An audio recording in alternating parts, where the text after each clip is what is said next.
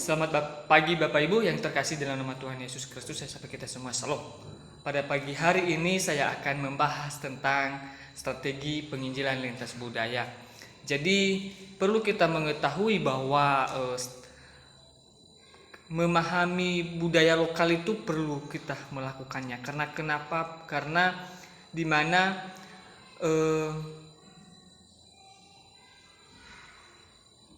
Yesus yang telah menggunakan ilustrasi ini kepada masyarakat di sekitar daerah Galilea pada saat itu yang memiliki ciri khas petani akan sangat menolong mereka untuk memahami secara mudah isi berita tersebut. Jadi pada saat itu dia menyampaikan firman Tuhan, dia perlu memahami bahwa yang ada di sekitar Galilea itu dia memberikan perumpamaan benih padi pada saat itu, dan dia juga menanam padi karena supaya orang tersebut bisa memahami dan mau mendekat dengan dia. Jadi perlu sekali kita mempelajari tentang strategi dalam melakukan penginjilan. Strategi dalam penginjilan juga perlu kita melihat bagaimana dalam budaya tersebut. Misalnya di daerah kepulauan Jawa itu biasanya itu kan lebih mereka cenderung di situ adanya pertanian atau apalah di situ. Jadi strategi yang kita gunakan untuk masuk di situ untuk menyampaikan Injil yaitu kita melakukan pertanian. Nah, tetapi bagaimana supaya itu bisa berdampak pada semua orang? Supaya mereka bisa menerima kita melihat bagaimana keadaan mereka di lingkungan tersebut. Jangan juga kita sembarang masuk di situ kalau kita tidak mempunyai metode dalam bentuk penginjilan. Bahkan itu kita mulai dari merangkul anak-anak. Nah, karena kita bisa merangkul anak-anak, maka kita juga bisa menyesuaikan diri dengan mereka. Kita bisa berkomunikasi dengan orang tua mereka dan bisa bercerita dengan orang tua mereka. Karena kenapa di daerah Jawa sana kan banyak sekali yang tidak yang menganut ajaran-ajaran yang beda dengan kita, dan sebagai orang yang memiliki kerinduan tentang kisah Al-Masih, maka kita bisa menceritakannya gitu. Nah, dalam hal ini saya akan memaparkan kepada kita bahwa metode penginjilan itu atau strategi penginjilan itu sangat penting bagi kita. Jadi dalam strategi penginjilan juga kita harus menggunakan media yang ada dalam budaya tersebut, seperti tradisi mereka lah dan sebagainya. Dan bagaimana kita juga, kalau kita bisa main musik, maka kita juga bisa menggunakan metode musik untuk datang di daerah tersebut dengan metode penginjilan. Yang ketiga yaitu yang kedua yaitu memperdayakan potensi yang ada. Jadi potensi-potensi yang ada di dalam diri kita ini yang sudah kita pelajari bertahun-tahun, ya kita perlu mengeluarkannya itu supaya penginjilan lintas budaya ini dan strateginya ini dapat kita menata dengan baik gitu. Jadi berbagai potensi yang ada dalam kehidupan kita itu, misalnya kalau kita ada hobinya pertanian, kita tingkatkan. Kalau ada hobi kita berternak, kita tingkatkan juga. Kalau ada hobi kita untuk perikanan, kita tingkatkan juga, karena itu merupakan faktor yang mana orang-orang dapat berteman dengan kita dan bisa berkomunikasi dengan kita walaupun sistemnya lambat gitu. Sebelum ada hasilnya maka mereka tidak mau apa-apa, tetapi kalau sudah ada hasilnya, sudah ada buahnya, maka mereka mau bertanya kepada kita. Dan apalagi kalau kita mempunyai talenta atau hobi untuk main bola, itu strategi yang sangat luas guys. Karena kenapa? Kalau kita main bola sambil menginjili mereka dengan metode kita, maka mereka banyak menggemari kita, banyak mengikuti kita. Karena kenapa? Pemuda-pemudi di luar sana, mereka cenderung bermain bola, hobinya bola. Nah, jadi dengan berbagai metode tersebut kita bisa melakukan penginjilan ini dan ya bisa menolong kita dalam ladang pelayanan. Dan seterusnya juga melakukan terobosan, menciptakan terobosan. Karena kenapa? Karena strategi penginjilan lintas budaya selanjutnya ialah perumpamaan tentang biji sesawi. Jadi bagaimana itu kita bisa mempunyai terobosan?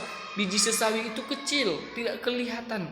Tetapi dengan ada terobosan dalam hati kita yang ada, kalau biji sesawi itu timbul dalam hati kita, maka terobosan-terobosan yang baru itu akan muncul seketika. Jika kita sudah memberikan diri kita ini dalam pelayanan misi. Apalagi kalau kita dalam konteks lintas budaya, Itu sangat bagus dan sangat membangun, begitu saudara. Kita bisa memberikan perumpamaan yang mereka dapat ketahui, yang mereka dapat mengerti dan pahami. Gitu maksud dari biji sawit ini, supaya mereka dapat mengerti dan memahami gitu. Jangan hanya asal kita bilang, kita kasih perumpamaan, tapi toh juga mereka tidak tahu. Alangkah baiknya kita memberikan yang mereka tahu lah gitu, supaya penginjilan lintas budaya ini bisa berjalan dengan baik dan efektif gitu, sehingga nantinya mereka tidak menolak kita gitu guys, kalau kita sudah mempelajari strategi-strategi penginjilan ini. Jadi mari kita mempersiapkan diri kita gitu. Yang seterusnya itu aspek-aspek komunikasi lintas budaya. Kita harus mengutamakan yang terpenting dalam melakukan kontes budaya, yaitu hidup yang kudus. Kalau kita sebagai seorang penginjil, ya kita harus menjadi teladan. Kita harus bisa kita dalam hidup kita itu kita harus hidup kudus. Jangan ada sesuatu yang kita lakukan gitu, karena yang mereka teladani itu adalah kehidupan kita sebagai seorang penginjil. Nah, kalau di dalam diri kita itu kita gampang marah, gampang tersinggung, jangan jadi seorang misi. Karena ada saja lotaran kata yang tidak menyenangkan hati kita. Tetapi kalau kita sudah hidup kudus, sudah menganggap itu biasa, itulah, saya tutup telinga saja mendengarkan itu. Nah, jadi baru. Tapi kalau kita mempunyai amarah, kita cepat marah, egois dan segala macam, bagaimana bisa jadi penginjil lintas budaya? Bagaimana bisa tersampaikan Injil ini, saudara? Jadi semua rasa ego itu kita hilangkan dalam diri kita. Seterusnya juga berdoa untuk melakukan mukjizat. Kita harus percaya bahwa diri kita ini mampu melakukan mukjizat. Karena kenapa? Seperti Tuhan, seperti Yesus juga, dia mampu melakukan mukjizat. Dia dapat menyembuhkan orang sakit. Dan percayalah bahwa kita ini berkuasa. Tangan kita ini berkuasa untuk menumpang tangan orang-orang yang sakit. Percayalah bahwa segala penyakit itu kita dapat menyembuhkan hanya di dalam nama Yesus Kristus, hanya di dalam Al-Masih, di dalam nama Al-Masih. Kita dapat menyembuhkan orang yang sakit. Kita harus bisa mengundang Roh Kudus hadir di tengah-tengah kita. Kita harus bisa meyakinkan bahwa Roh Kudus itu ada di setiap kehidupan kita, sehingga apa yang kita lakukan sesuai dengan kehendak-Nya. Lalu kita mampu melakukan pendekatan secara alkitabiah. Nah, kita juga harus merenungkan firman Tuhan itu. Kita harus hidupi dalam kehidupan kita, supaya apa yang kita sampaikan bukan hanya asal bunyi gitu.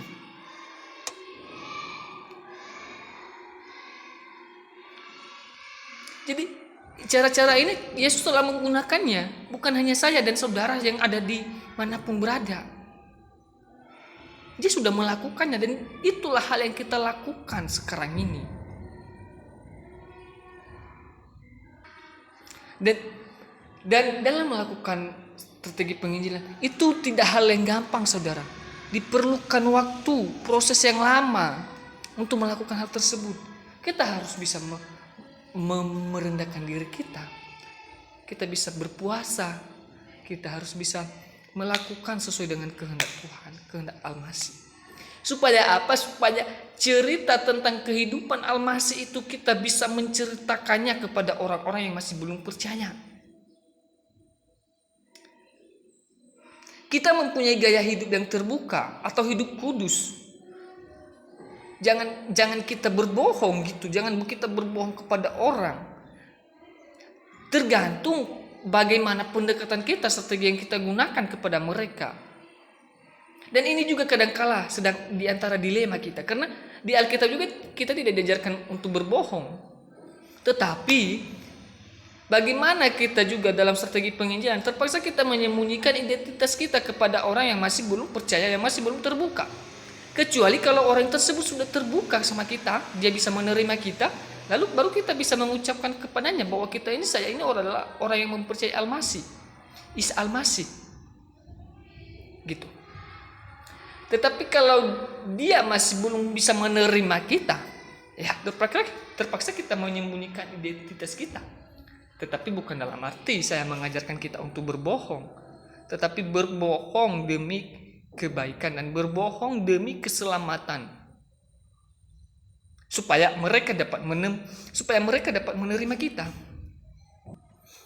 Lalu dengan hal itu, kadang-kala juga kita harus mempertimbangkan. Jangan kita asal mengambil keputusan yang jangan gampang kita mengambil keputusan yang tidak mudah. Karena kenapa? Tidak mudah untuk mengambil keputusan dalam penginjilan, dalam melakukan strategi penginjilan. Jangan asal bilang, saya pergi, tapi nggak ada bekal sama sekali gitu. Itu namanya bodoh itu. Dia sama saja dia memberikan dirinya di dalam kubangan, di dalam lubang supaya dia mati. Jadi harus bijak juga. Harus bijak mengambil keputusan gitu. Harus memikirkan supaya apa? Supaya tujuannya itu, goal fisiknya itu tercapai gitu. Jangan hanya asal ngambil keputusan tapi nggak ada action di lapangan gitu. Tidak ada tindakan. Dan di dalam diri kita juga harus memiliki kasih yang mengatakan tidak kepada diri sendiri. Bukan hanya kepada saya melakukan itu, tetapi kepada Tuhan juga saya melakukan itu. Kepada orang lain juga saya melakukan kasih gitu. Jangan hanya kepada diri sendiri gitu. Setelah sudah mendengar strategi penginjilan, tapi tidak ada action, hanya untuk diri sendiri, itu salah gitu. Tapi kita menggunakannya, trip-tripnya itu kita terapkan. Supaya apa? Supaya kisah Isa Al-Masih dapat mereka dengar dimanapun mereka berada. Gitu. Jadi kita perlu melakukan penginjilan. Jangan hanya duduk diam aja. Gitu. Kita duduk di mimbar hanya menunggu jemaat. No, itu salah. Bukan tidak terlalu salah juga sih, tapi ya tergantung seseorang juga ya bagaimana dia memimpin. Bagaimana dia membagikan cerita Isa Al-Masih. Ya gitulah. Tetapi kalau saya itu di Matius pasal 28 itu ayat 18 sampai 20 itu jelas-jelas dia mengajar kita untuk pergi menyampaikan Injil. Seperti yang dilakukan Yesus Kristus pada saat itu. Dia mengutus kita harus pergi gitu menyampaikan firman Allah. Supaya setiap orang dapat percaya gitu. Untuk itu juga kita perlu menghindari yang namanya pertentangan antara sesama. Kita harus menghilangkan itu. Jangan ada, saya tidak mau mendengarkan ceritanya. Jangan, kamu harus mendengarkan ceritanya. Dengarkan saja. Walaupun tidak sesuai jelas, dengarkan saja gitu, sabar. Yang seterusnya itu hiasan-hiasan Kristen. Ya, kalau kita dalam penginjilan, jangan kita menggunakan hiasan-hiasan Kristen. Jangan kita nampakkan. Sama seperti yang saya bilang tadi bahwa kita fokus gitu, dengarkan saja. Jangan pakai gelang yang ada lambang salib, jangan, karena itu membahayakan diri kita. Atau ada gambar-gambar lain-lain, jangan. Jadi strategi penginjilan ini sangat penting kita pelajari. Dan kita juga kita harus memiliki sebutan yang harus menyesuaikan. Supaya apa? Supaya kita mengerti dan memahami. Jangan asal bilang gitu. Harus ada sebutan apa yang bisa kita lakukan di daerah tersebut. Jadi perlu kita memahaminya. Jadi saudara yang terkasih, setelah kita mempelajari metode penginjilan ini, lintas budaya ini, kita harus menerapkan gitu kepada pemuda-pemudi yang di luar sana yang masih belum mengenal Allah, yang masih belum mendengarkan cerita kisah Al-Masih. Kita harus terjun, kita harus beranikan diri. Jujur kalau dibilang sama saya, kamu mau kemana? Saya bilang saya mau mengikuti kehendak Tuhan. Saya percaya kalau saya mati di situ juga, saya percaya bahwa saya akan mendapatkan mahkota yang Tuhan telah janjikan. Firman-Nya sendiri yang menjanjikan kepada kita mahkota kehidupan. Hidup yang mendapatkan hidup yang kekal nantinya pada saat hari Tuhan itu tiba.